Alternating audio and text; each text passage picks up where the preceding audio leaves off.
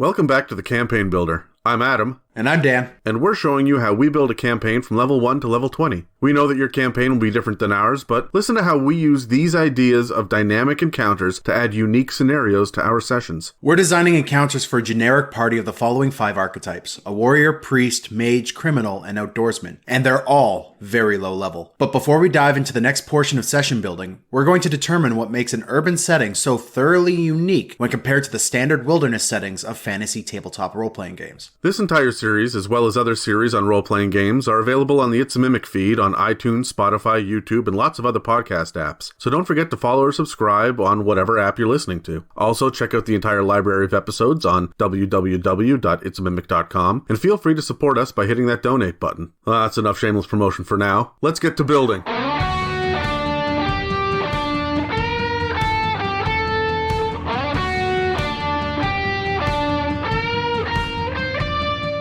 Okay, Dan, urban settings are pretty straightforward. When we're talking Dungeons & Dragons, or really any sort of tabletop role-playing game at all, you're going to end up in a city. Mm-hmm. When most people end up in a city, they tend to go from room to room, building to building, or they're standing out in the street looking at shops.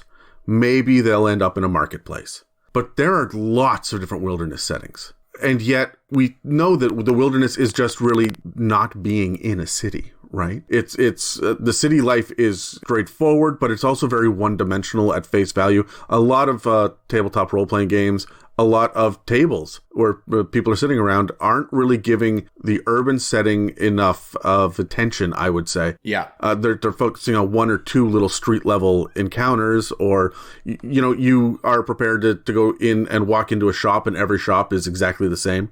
They describe 3 or 4 different products, maybe, and have a flamboyant person in the shop, but that's what it means to be in an urban setting for most people. Well, my big problem with urban settings is it seems like everyone uses the same skeleton to build their cities, and regardless of what kind of culture, what kind of city it actually is, it's always the same skeleton, right? It doesn't matter if you're working a metropolis or if you're working a small little like hamlet.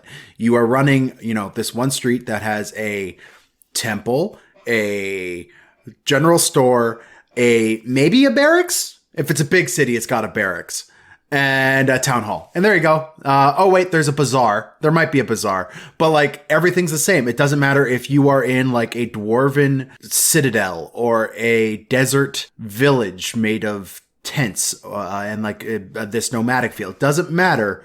They're always the same, and people need to learn how to change it up a bit. And yet, wilderness is so radically different, and it's so widely varied, but we still have our expectations of what we see in wilderness. So I wanted to ask you, what are the commonalities that we see in the wilderness settings in tabletop role-playing games? Should we roll? Yeah, I've got 3 answers, and I know you've got 3 answers to this. So let's roll off and see exactly what we think are the regular tropes for wilderness, and for being out there, what you can expect no matter what the setting is. Sure. Okay, here we go.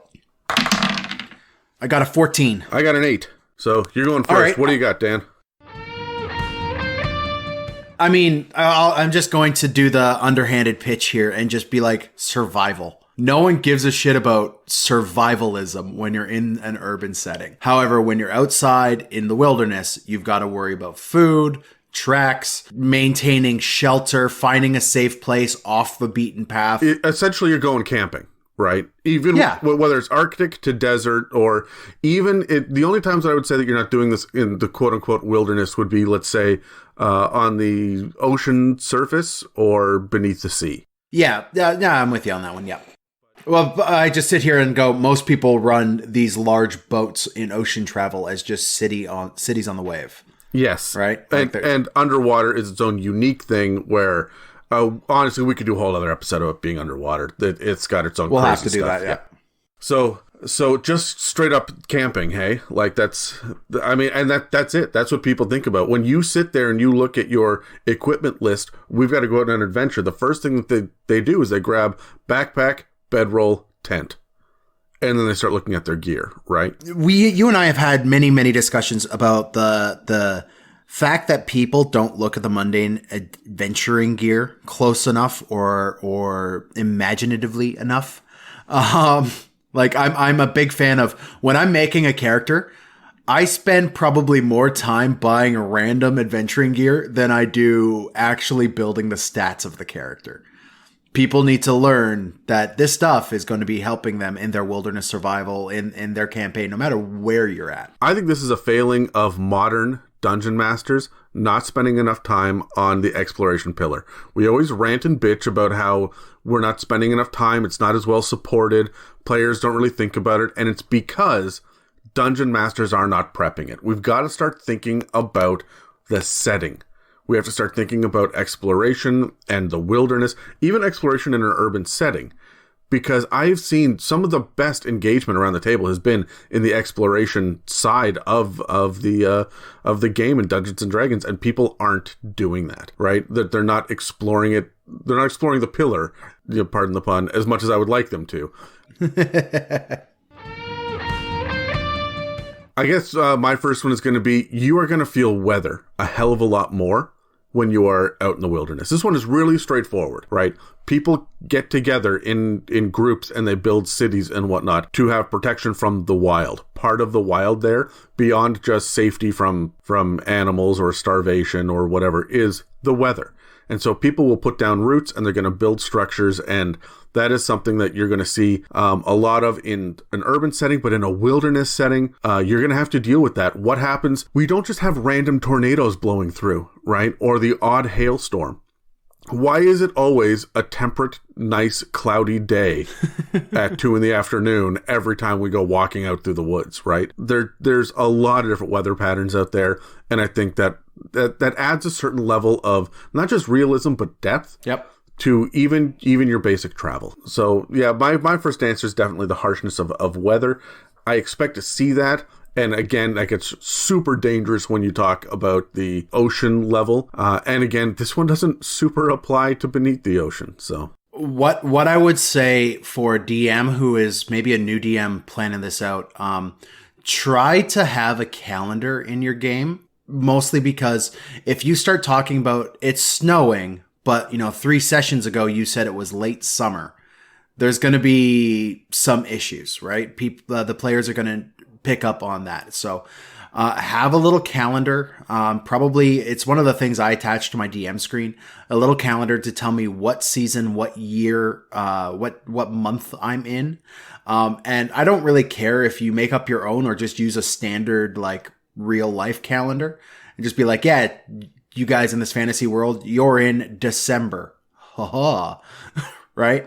Like, I don't see a problem with that, but that'll help you keep the weather on track and thematic for where it's supposed to be. If you're in the, early spring or late spring and you start talking about thunderstorms, it's going to be a lot more understandable and expected than if you're in the, middle of winter and all of a sudden there's a thunder and lightning storm. They don't happen in the winter. They happen at the late spring.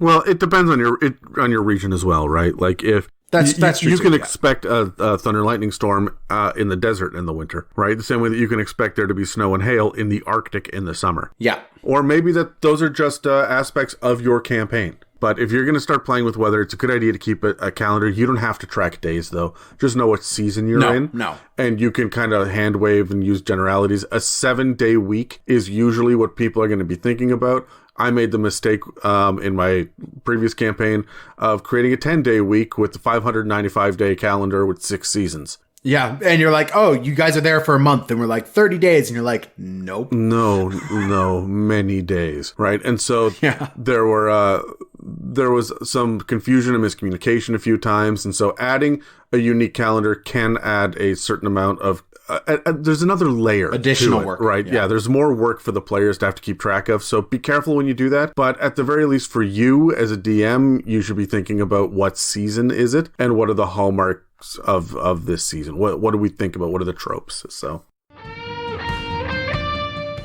So mine is the my next one that you have to deal with is the isolation. Quite often when you are in the middle of the wilderness, in the middle of a large, journey from point A to point B, you're the only people on the road. There's no one around to help you. There's no going to an inn to, sell off that wares. There's no There's none of that. You are alone in the wilderness, and this bears with it a certain amount of paranoia, anxiety that I feel can often get hand-waved and overlooked. I love the random like wilderness journey part of D&D. I love the random encounters. I love all that. So I feel like it can be done as a disservice quite often when you don't really focus on the fact that you and your party are quite possibly the only intelligent creatures for miles around you, and the isolation that is going to generate. My next one is going to be a little straightforward. I think I mentioned it a moment ago, like wild animals are out there. There's going to be animals all over the place, and because the animals will tend to avoid the cities, right? And we build cities and towns and groupings to protect ourselves from wild animals. This should be ramped up to 1,000, though, in a fantasy setting where there are purple worms and dinosaurs and dragons. Obviously, it's in the title.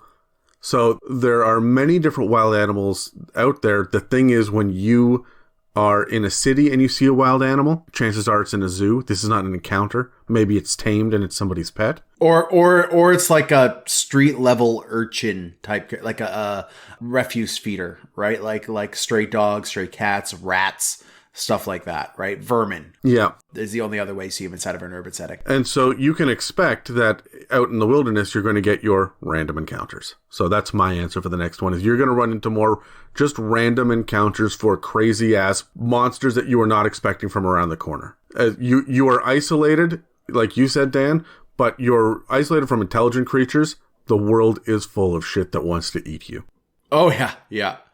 And I just to add on to that real quick, it's also full of shit that doesn't want to eat you. Just because your party comes upon a pack of wolves doesn't mean those wolves are going to attack you. Just because your party comes up to some random monster doesn't necessarily mean that they want to attack you. And that's on the DMs and the party to always try to think of a adventurous, a imaginative way out of any given situation. Now, if you're fighting a purple worm, it wants to eat you. If you're fighting an owlbear, it probably just wants you to get off its land, right? Know the motivation of even your monsters. That's important. Yeah, know the motivation of your monsters is kind of what I'm saying here, because if your party can exploit that creature's motivations, like I said, an owlbear is a very territorial creature and will most likely attack not because it's hungry, but because you're in its territory. So if you can get out of its territory, it might leave you alone, right? It'll probably chase you out of its territory, but the second you cross that boundary, it's going to turn around and walk back to its cave. Knowing that will help save your party spell slots and battle master points and whatever you have for the next encounter. So players, remind yourselves you're not murder hobos. You are interesting characters who do not just want to stab everything they possibly can. And DMs, plan accordingly. Like, if you have a group of party members that are just going through being murder hobos, killing all the wildlife in the area, well, stack some encounters on them so that they start realizing that maybe they should keep their abilities to their chest a little closer. So for my last one, I have the variety of terrain that you're going to come across in the wilderness. The land is wild, it's unworked, and that goes all the way down to the soil. You're going to have cliffs, you're going to have raging rivers, you're going to have all of these other difficulties that you have to overcome that are purely terrain based. This could be anything from, having to move a caravan through, waist high snow and the effects that's going to have on wagons and horses and people, to the blistering heat and shifting sands of a desert. Right? Keep in mind, deserts, it's super easy to get lost in because every single dune looks the same. And there's no guarantee that the dunes you've crossed will be there again later because everything moves. So I would really pay attention to the terrain that you have to deal with. If I have a caravan going across a wilderness rocky terrain, well, they're going to have a cliff to contend with. Right? And then you get to have interesting encounters where you get to talk to like the caravan leader saying, I know you've got a deadline to meet, but we can't cross this chasm here. We've got to go 2 days south where there's a bridge built by ancient dwarves. Let's go there instead. Have that sort of role-playing encounter, that interesting aspect. If you're just a party out on an adventure, your goal being at the top of a cliff is such a big deal. Especially when you consider, all right, well, we're in the wetlands and now that sheer cliff that's 120 feet tall is wet and it's got slime on it. And how the hell are we climbing that shit? Okay, so you notice that everything we've spoken about up until this point has been fairly fluid, right? From the weather to the idea of the random encounters. You're talking about there being the isolation that you're in, but there's still things around you that are coming to investigate, or they'll attack, or they'll just ignore you on their way by. You're talking about all these varying different terrain levels. Just to hail back for just a second into what you were talking about, you'll notice that people think Arctic, they think snow, they think forest, they think trees, but there's so much more to it than that. And so I almost like to have random encounters for geographical and geological things that are happening around you that you may stumble upon. But that ties right into what I wanted to say last, which was you're traveling. There's no real sense of home when you are out in the wilderness. You may be in your favorite forest, and you may camp for 3 days in a spot, but I don't know why dungeon masters are not sitting there saying, hey, it's getting to be dusk. What would you guys like to do? Do you want to push forward, or do you want us to rest up for the night? When they say rest up, say, okay, great, roll me a survival check. And then they roll, and what they roll on their D20 will correspond directly to a D20 random table that I've made of what is around here that you will find that could offer protection, or maybe a water source, or something, some unique factor that would be in this area. Like maybe you just find that there's a whole bunch of scarring on some trees, like there's a wild animal that uses these trees to sharpen its tusks. Maybe this is not the best place to stay.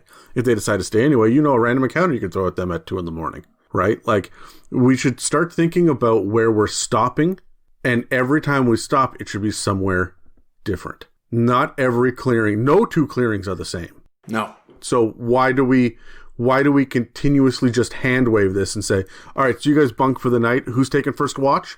No, set up camp, strategize, and do it every time, because you never know when I'm going to throw a random encounter at you. So those are the commonalities about wilderness, but let's talk about the urban setting for a second. I complained a little bit about how everything is relatively the same when you end up in an urban setting. You said they use the same skeleton, and you're right. The big difference between a gnome settlement and an elven settlement and a dwarven settlement is usually just how thick the shopkeepers, how thick the canopy is, what language they're speaking. Yeah. Right? Like, there's not a whole lot of uniqueness that's there. And so one of the things that I tend to do myself is to focus on some sort of geological unique landmark of some sort, like a massive spire that was created by a mage way back when, and now everybody like huddles around it. There should be ley lines that you're dealing with, which are magical conduits through the entire landscape. There should be something that attracted people here. There's a massive waterfall, and that's why. And there's a great opportunity for the sea elves to come up river here. Like, what is the thing? Have a location-based city. So, besides just street-level towns and cities and stuff, Dan, what else do we have? I want to roll initiative again, but what kind of unique settings can you find in and around cities that people aren't playing with, besides just street-level and marketplace? Because those are the 2 that people go to. Okay, cool. Ooh, natural 20. I got a 14. I was so excited. All right. You go.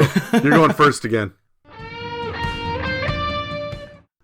So I like for I'm a fan of a sport, a singular sport. I'm a big fan of hockey, and the idea that some of these more major towns or even lesser towns don't have some sort of coliseum or avenue for sport, including like bookies and betting and stuff like that as well.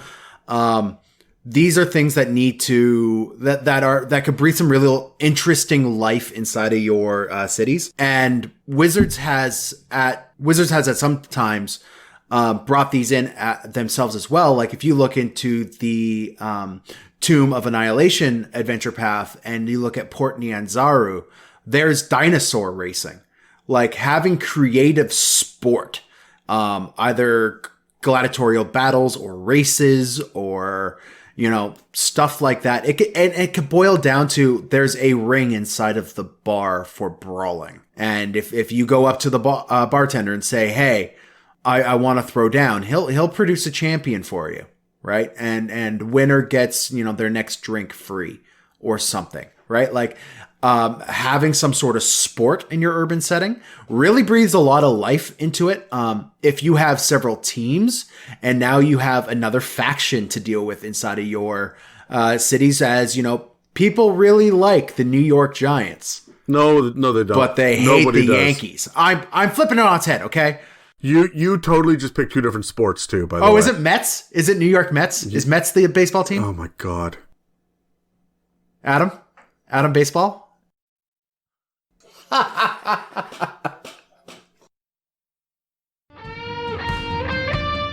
So my first answer is going to be that I think that we should spend more time looking down at the docks. Down at the docks where I always try to have some sort of water feature unless I'm in a desert.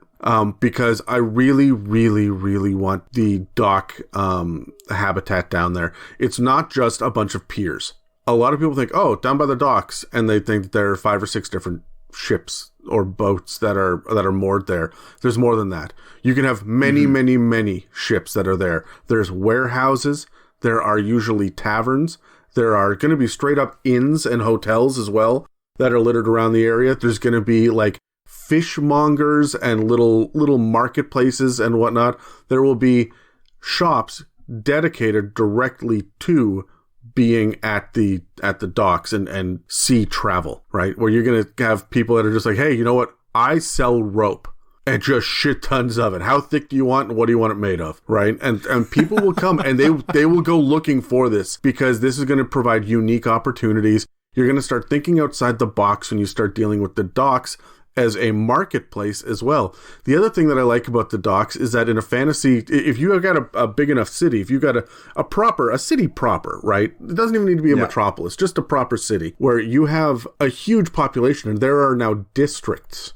Would there not be carriages that are for hire to take you from point A to point B, right? You will have an entire taxi service involved. There will be people registering you. There will probably be some sort of town guard or police detachment down at the docks as people come and go, because this is a major area where people are passing through. We always have town guards standing at the gates, but nobody was worried about who was standing at the dock with a clipboard, taking the name of the captain and writing down the description of the ship and what they're carrying. Where are the customs agents? And this seems a little ridiculous, but that shit would be there. That shit existed in history. And so the docks themselves are a weird little mini city within the city. And you can get radically different flavor, especially because everything gets to be a little bit more rough and tumble. Just as a general trope, things tend to get a little bit rougher. You start to see the blue tattoos and the people missing an eye and weird shit like that. And everyone is always going to be drinking to the ship that was lost or the captain that was overthrown or whatever it was, right? There will always be rumors being passed. Like, the docks is just a fantastic place in a city. Yeah. So I also like injecting into any one of my cities a park, some sort of large-scale, groomed, open-air, natural place in the city. And this is going to look different in like a gnomish enclave than it will look in a dwarven, like a dwarven keep, right? Like these things, what could be considered a park to a dwarf is going to be different than what a human thinks a park is, what an elf thinks a park is. So having some sort of park that may or may not have attractions or activities that your party could do during their downtime just to, like, I don't know, relax, injects a little bit of realism into the game.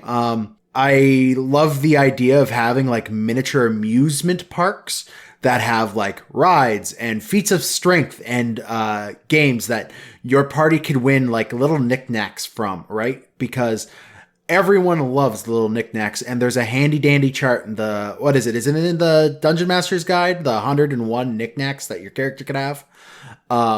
There's a little random chart there, and like, go throw some weighted balls at weighted bottles, knock them over, and here you go. Here's your oversized stuffed bear.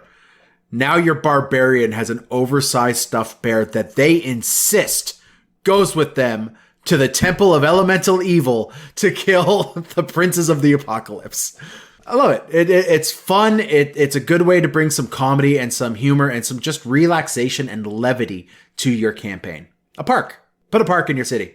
It's also fun to watch your players get to flex their muscles doing things at like a carnival level in the park. Yep. or they get to go out and be a little bit more engaged with their role playing because they get to use skills and abilities on their character sheet instead of just trying to get something. Yep. Right? Well, I need to get the next piece of information. I need to determine where's the next area that we need to go. It's relaxed. There's no high stakes. It's bragging rights, and players love having bragging rights. And so I really like the idea of there being a little Coney Island level scenario in the middle of a city, because how often do we stumble upon the Harvest Festival in a town?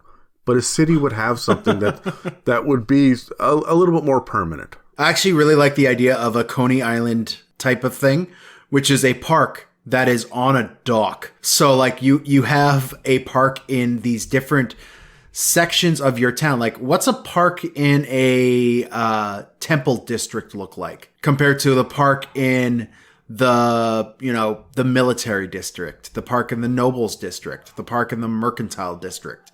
What do these places look like? Like, I don't want to go and spend any amount of time in the park in the mercantile district because there's probably guys there who will shank me. However, if I go to the park in the religious section, it will go really well. My next one is, I was thinking about the docks being one area.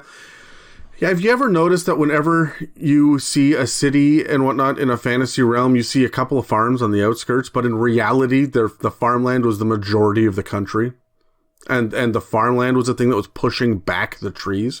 How come we're not spending time out in the farms, in the rural community? And I don't mean like this is a small town with an inn. No, it's just farmhouses. You got to travel a few hours to get out to talk to that farmer out there. And they're not just a single like farm. I grow turnips. This is a fully functioning farm. They have farmhands. There's a culture here. They've got probably a large family, and they've got a whole bunch of employees, and they've got acres and acres and acres that they're responsible for. This is their living, and they have real world problems. They have to go into the city. They're close to it. They're technically a part of the city, but you don't see D&D groups walking down dusty roads between cornfields unless the cornfield is a plot point and we're going to fight a scarecrow. Yeah.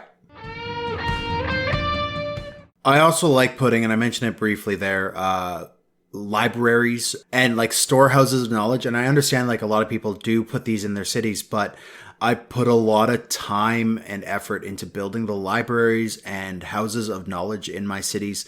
And like I do with my parks, I theme them to whatever district that they're in. And this is going to be more along the lines of, a library in a temple district is going to look different from a, library in the poor end of town versus the library in the nobles end of town. Having a library is important in your town because it gives your socially awkward wizard a place to go and hide and just do some research while the rest of the party is engaging in drinks and merriment in the tavern. So I like to have that place set up for them. And remember that not all libraries have all information, and most libraries know where that information can be found. So having a librarian who can direct the party to a different city as kind of the big quest giver almost is a great resource for a DM to use. I really like that as well because you're right. People do include libraries, but they kind of hand wave it as just being a part of downtime. Do an investigation check, and that's it, right? Just do an investigation check. Okay, this is what information you found. Why are we not going in and talking to people and role playing and having battle in the stacks? Right? Libraries are intensely interesting and very different, especially because your mage is not going to blow the big fire spells surrounded by tomes of knowledge. All right, Dan, what is the very first encounter that most new adventurers get? Oh, we have a rat infestation down in the sewers. Can you go deal with it? We're always down in the sewers. Let's get up onto the roofs. We have flying creatures in D&D. Why are there not docks up? We should have these buildings that are dedicated, and I don't mean like Aarakocra. I don't mean bird people. I mean, we've got people that are flying in on a Pegasus, or they've tamed a Manticore, and the Manticore has an attitude problem. We've got people that are flying around all the time. Is there a dragon lord somewhere in that's around that comes and visits? Whether they be good or evil, would they not have a place where they would want to land consistently? That this is where I am. People can see me landing on top of this building. I spread my wings and the city knows. Think vertically. Think flyers. Especially because we saw in Game of Thrones, they're sending ravens back and forth to be messengers. We've seen in Harry Potter that they have owls dropping off envelopes. We should have more birds doing more things that are tamed. I mean, a lot of people, I want a pet hawk, or I'm going to be a falconer. That's great. Do that. How many other people in the city are doing this? It should not be outside of the realm of possibility that there are just birds lining every windowsill and every rooftop all the time waiting for their next mission. So yeah. I really want to see more stuff that's happening up in an urban campaign. And also, it's really cool just to stand on the rooftops and describe how beautiful the city is beneath you. It's going to give you something a little different to do as a DM, just to add a little bit more majesty. We tried to really hit that home with the jingling city on the podcast when we first got there. The idea that you are above and you have to descend down into the city, and there'd be these lights, and it looks really cool. And we've got all these different districts, all this graffiti. We've got bridges and stuff. But why are there not bridges just between two really tall buildings? Remember, they don't have elevators, right? If that's 40 stories tall, yep. They're just going to want a bridge on level 38, right, over to the next building. So really do think up. Oh man, I've put gondolas in some of my cities. I've put like ferries because I like thinking of what happens if a city's built in the middle of, like, thinking up. And thinking of different ways to travel throughout your city. Both great. Again, I just said they don't have elevators. Why not? This is a magical city. Why do they not have a platform with levitate that's cast upon it?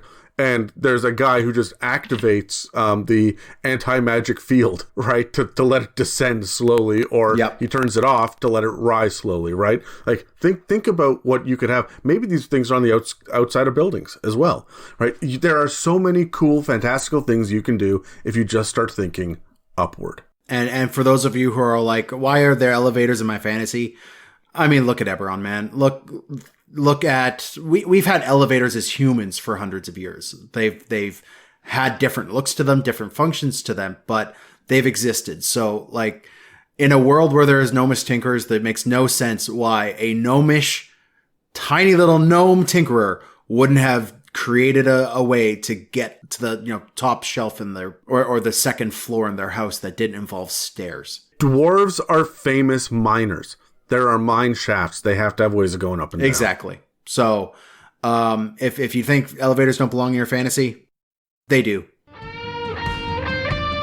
Okay, so we've spoken a bit about what we can expect from wilderness, something that ties them all together, and we've spoken a bit about urban settings and how we can get some real diversity there. But we all know that variety is a spice of life. That's really what we're saying here, and that mixing things up keeps the game fresh for players. It's going to keep them engaged when they're not just sitting in the same place over and over. We go out into the world to find adventure. But why else is it so important to vary locations? I've got a couple answers, Dan, and I know that you do as well. Let's roll initiative on this again. We're going to roll a lot of dice this session, but I wanted to hear what you have to say besides just the differing locations being interesting for players. Why else as a DM would you do this? What tools does it afford you? So let's roll. Yep. Wow. Okay. Well, you got a natural 20. I just got a nat 1. So here you go. Oh, I won with a 2. Yeah. Cool. Okay. You're just talking first in all of these this episode. So here we go. I don't even know why I bother anymore. I like to mix it up. One, it keeps things interesting. It keeps things, I don't know, engaging with your players, but that's the simple answer. For my answer to this one, it gives the sense, if you're varying the world and you're varying the surroundings around your players, it gives the players a sense that they are being able to affect the grand world at large, and, you know, not just their little homes, right? Like, It makes them feel like the big damn heroes if they're able to push their borders and explore the boundaries. Remember, this is also a game where you could do anything and go anywhere, and it's often played by people who work a 9 to 5 and need to be back on Monday. So going to this grand desert, going to this, you know, monstrous waterfall isn't part of our real life day-to-day lives, but it's something we can experience, and our players and our characters can affect in their day-to-day lives. And it affords you the opportunity to move beyond and be the hero repeatedly. How many times can you save the same village before you just give up and move on? Well, it's not even before you give up and move on, before people just stop attacking your village, right? Like, yeah. I'm all for the good old-fashioned siege in D&D, but at some point, this is just ridiculous, and the DM is hitting the same plot point over and over again. By heading to a different town, you're going to find different problems, right? So, yeah. So that makes a lot of sense. When you're going to a different town, you're going to get a different set of politics. And not just kingdom to kingdom, or, you know, oh, this one's got a democracy, this one has a theocracy. It doesn't matter. I'm talking like town level. Like, we know that this mayor is a little corrupt, and nobody likes this mayor. Everybody loves this one. The sheriff is the real power in town here. You can go ahead and ask City Hall, but if you want anything done, go and talk to the barmaid, because she's got all of the answers and she can hook you up with the right people to talk to. There's so many different power structures that you can have in an urban setting that by mixing it up, even in a rural setting, you're going to know who the top of the food chain is. In a wilderness setting, the rural setting may have councils and different people. There may be like a meeting house or a union house, or just by going somewhere else, you're going to have to deal with different people in control in different ways. And because you've got a warrior, a mage, a priest, a criminal, and an outdoorsman, they're all going to thrive under different scenarios. So really having different politics allows them to flex their muscles and for everyone to get the spotlight, so that your minstrel character or your mage character is not the one that's always in control. So for my next answer, mixing things up and throwing in a little bit of variety is going to help your players keep on their toes. It means your players aren't going to be able to prepare for the same situation over and over and over again. They've got to look at every situation uniquely as the unique thing that it is. You're not going to bring a bunch of climbing gear to a salt flat or even into a city. I mean, you might into a city, but it's situations like that. It keeps your players on their toes. It keeps them engaged with the day-to-day of the game as well. So I like to add the variety and have the importance in there to really make sure the players are thinking critically about any given situation they're in. Yes, by varying the necessities of the different areas, they're going to have to start thinking with different tactics, and that's really important. And I think that it is kind of hand-waved too often. When it's time to go gear up, what are you taking? And it's good for the Dungeon Master to say sometimes, hey guys, you're going to the Arctic. What are you taking? And they don't just get the hand wave, oh, I'm going to get warm clothes. No, be specific, because you have summer tents. What are you getting? And this is an opportunity for your players and for your DMs to finally make use of those kits and those packaged items and those tool proficiencies. So as a DM, give your players the opportunity to use their different tool proficiencies and vehicle proficiencies by mixing things up as well. It lets you really utilize the entire character sheet rather than some of these things just becoming useless and falling on the wayside. The last one that I have is, I think, going to be the obvious one here. When you go to different locations, you get to play with different parts of the monster manual. Yep. And that's a lot of fun. I know that we live in North America here. Dan and I live in the Pacific Northwest. And so we have a very different subset of mammals and birds and fish than they do on the other coast, or even further down the Pacific coast. So there are, depending on your region, things can vary wildly. When you are sitting there looking at the monster manual and you say, you know what, we're in a heavily forested area, or we're in the mountains. Not every mountainous creature is going to be here. Maybe you have to travel to far distant mountains. We need mountain people to go to that mountain on the other side of the map over there. You got to cross the plains and the forest and everything else to go get there. But that is the only place where you can find stone giants or whatever it is, right? So you get to play with different parts of the monster manual, and you get to actually create random tables that are going to be a little bit more unique. And while the beasts might be very similar from one place to another, the magical creatures, the monstrosities, all of the different subsets are going to give you far more unique opportunities. And look, it's not like every single forest is absolutely filled with griffins and hippogriffs and manticores and carrion crawlers and owlbears. No, there's an apex predator in each forest. What is it? Have this be the manticore forest. You're not going to randomly run into one of these just out in the woods on the other side of the province or district or region, or however you break your map down.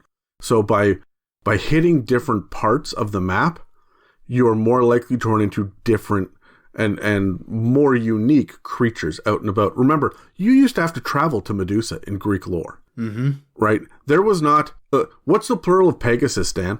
You know why people argue with this? Because there was one, right? You don't run across these things in flocks or herds. What is it for a Pegasus? A flock or a herd? Doesn't matter. Write in. Let us know. My opinion, flock. Really? That's not what I heard. I hate you a little bit. Maybe it should be a murder. Okay, so now we've talked about what we can expect in the wilderness. We've talked about what we want to see more of in an urban setting. And now we've talked about why people should be kind of spicing it up a little bit more. Dan, really quickly, bullet point now. What are 3 locations that you've never played in that you want to play in a campaign? Something you've never explored that you want to really mix it up for you. How many years of DMing, or not even D&D experience do you have? You're on like decade 3 now at this point? I'm at 25 years, so this is a very hard question for me to legitimately answer. Because I'm like, I've never been in... Oh, no, I did that a couple of years ago. Shit, I was 12 when I did that. Well, what is an underutilized location for you then? Because that's how I went with it. Yeah, I've got oh my god, almost 15 years of experience at this point, and there are still entire sections of the Dungeons and Dragons world that I've never stepped foot in. So let's roll and let's see what other people should be thinking about beyond just forests and plains and whatever the modules have to offer. Cool. A 9. My god, now I rolled a 2. I did not win once this episode. Wow, and we rolled it 4 times. You've had the shittiest luck, like with this podcast and also the It's a Mimic podcast. Like you have not been rolling well lately, man. You need to see people. Your dice feed off of the misery of your players, I think. Just you. Oh, well, they get ample sustenance when I'm around. Anyways, for me, man, it's the winter tundra. The extended stay in the winter wilderness, and not so much like the flat tundra. I'm talking like mountains and trees and dense snow and interesting animals that are there. Like, not where the cold makes it so nothing grows and everything is dead, but the vibrant life of winter. Like when you think Vikings, right? You don't mean like polar bears. You mean like Viking, the Norse. I mean like Vikings and Norse. Like I think of the quote unquote North Pole that we see in any Christmas movie, where it's like in the middle of a dense forest in like a valley in the mountains, and like it's just beautiful and brisk. And I mean, it could have all of its own threats, all of its own other worries and concerns and quests, but I have not been in like a winter location in years, right? And this is coming from the guy who likes to play barbarians from the north. I have not been able to do that in a very long time. I will tell you this, Dan. You missed the frozen winter season in the campaign that I just ran because you joined a little late. So you missed that opportunity. But I was super excited when we did our Christmas special because we got to crash land a sleigh in the mountains. And it was a lot of fun. In my head, I was super stoked. I wanted to spend hours playing in that. Now, we had to move it through it pretty quickly. I mean, it was a podcast special, right? But I got a little bit of flavor there, and it is so different. And it's so uniquely majestic in that area and yet unforgiving as well. I don't know. I agree with you. That is just one of the best out there. And I think with the exception of Storm King's Thunder, we don't have that in 5th Ed anywhere else. We got a lot of tropical. We got a lot of wasteland, but we don't really have a lot of winter. Okay, I've touched on this a couple of times because it's so damn unique, but I want to do an underwater campaign.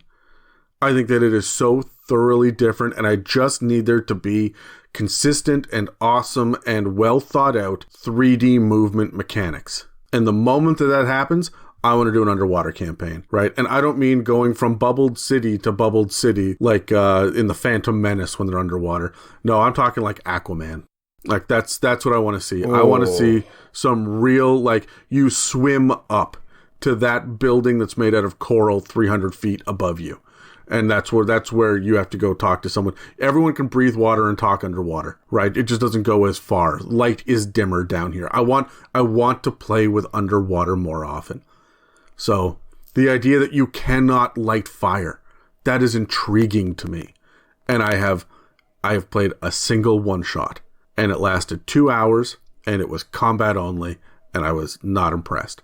I want far more underwater adventures, and I'm waiting for there to be a good, solid, well thought out version of underwater mechanics, because Ghosts of Saltmarsh did a pretty good job, but it was all surface level ocean. You didn't really dive down into the depths and explore down there for levels, for entire swaths, for months.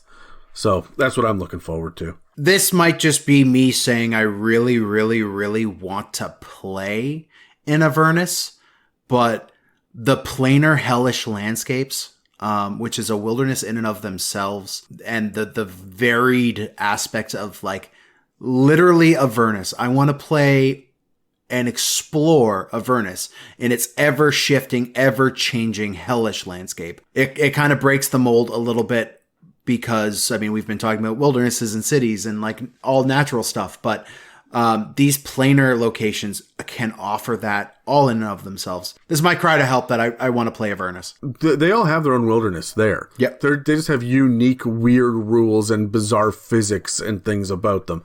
So I totally get that. You have played for so long that you want to see something new. Yep. And Avernus, the latest book that came out about it, really did flesh out the landscape and what you can expect. They did a pretty good job in that one. So Oh, yeah. I can understand that. I would like to play in that as well. I actually have one of my campaigns that just is about to work their way through Avernus. And they... Oh, cool. They do not see it coming.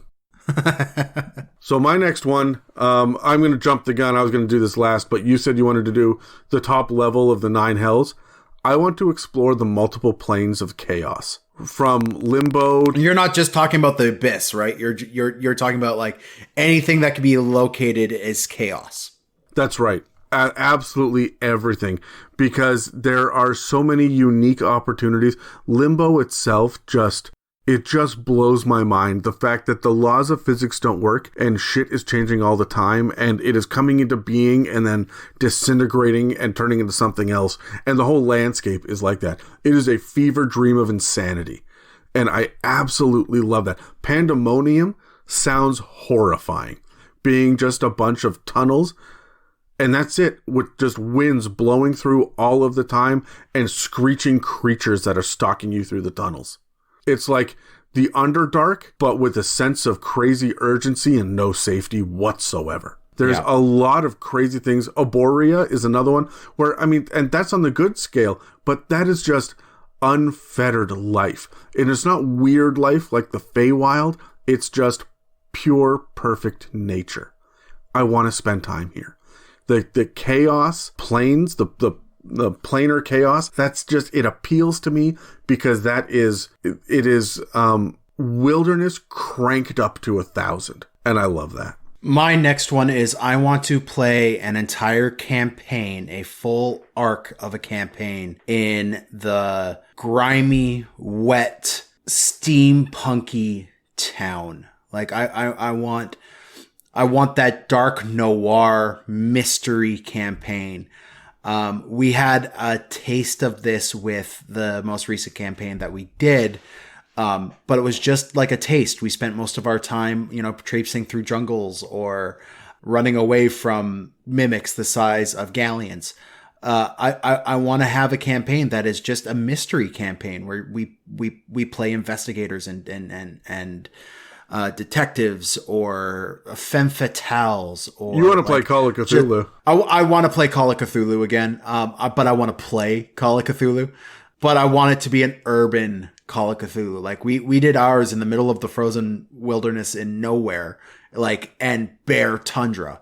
I want this to be a living, breathing town, and because it's Call of Cthulhu, it could be literally a living, breathing town. I don't know. It's Call of Cthulhu. Things get weird, but I want to experience that. I want to play in that. I don't think I want to DM it, because of all the work and stuff that would go into building that kind of dense urban environment. But I definitely want to play in that.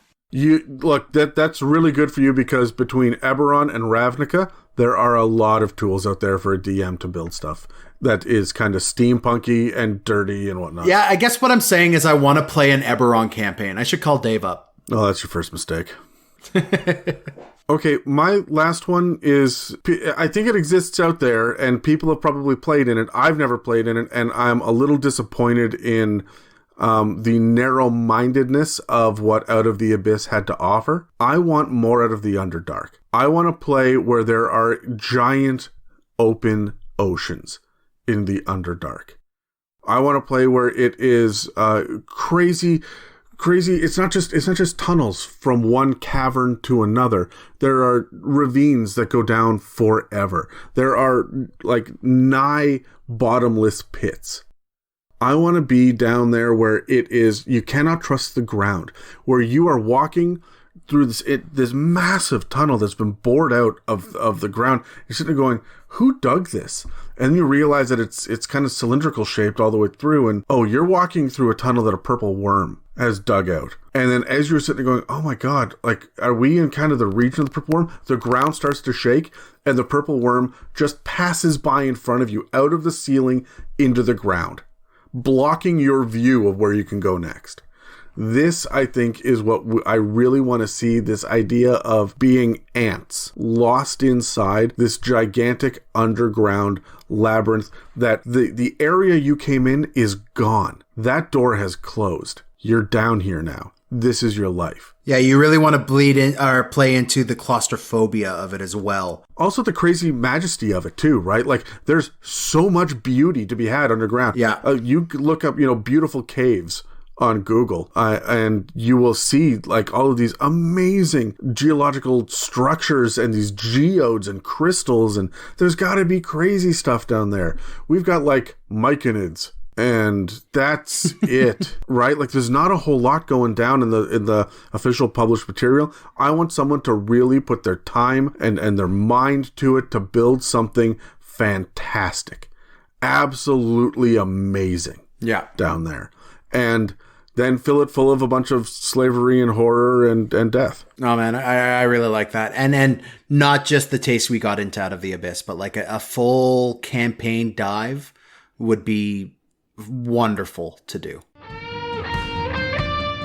So, now that we have a better handle on the different locations and the different kinds of locations that exist, let's sit in the warmth of our tavern rooms and plan the next journey. This will let us open up new opportunities for creative adventures and interesting set pieces. Tune in next week when we finally get a deeper look within our own party's guild.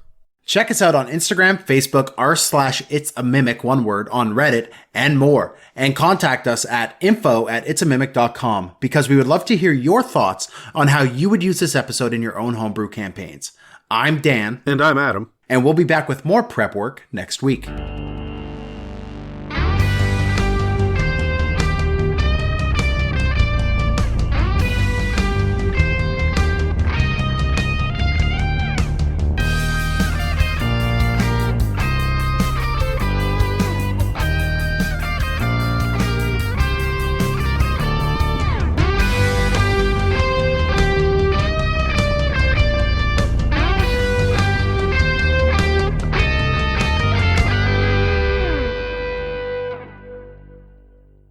why is there no such thing as a dire rabbit? How come we don't have dire ducks? There should be. Right? Like, I think it's because the wizards who created the dire animals didn't, want to have cute animals. Like, you have a dire boar, but you don't have, like, a dire pig. Yeah, but in reality, when you're doing an experiment, don't you start on, like, a rabbit or a mouse or something first? Like, you do it on prey or scavengers. You have a dire rat. Dire rats are a thing. Rats and mice are very different. But, like, my point here is that there should be large passive animals, prey-level animals that have no real natural predators and will not be frightened of you. And a dire rabbit will just hop up to you, shaking the ground, look at you, eat a tree, and then move on, right? Like, yeah, that doesn't need to be a combat encounter. Your warrior will probably make it a combat encounter, but that adds something unique to the scenario. So I would just say that we walked past 1 million trees that are passive, and we take note of the ones that are trying to kill us. Why don't we have that with animals more often? Man, I would pay money to see, like, a dire squirrel. But I hate squirrels, so I'd probably still kill it. But, I mean, I would still, like, I want to see, like, dire, I don't know, a dire cockroach. No, man, that's terrifying. I know! Okay, bye!